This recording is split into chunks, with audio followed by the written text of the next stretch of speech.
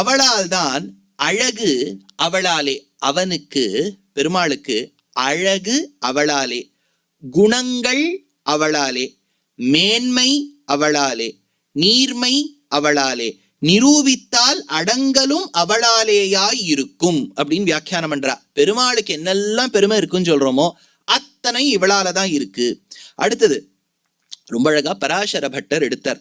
அபாங்கா பூயாம்சோ எதுபரி பரம் பிரம்ம ததபூத்.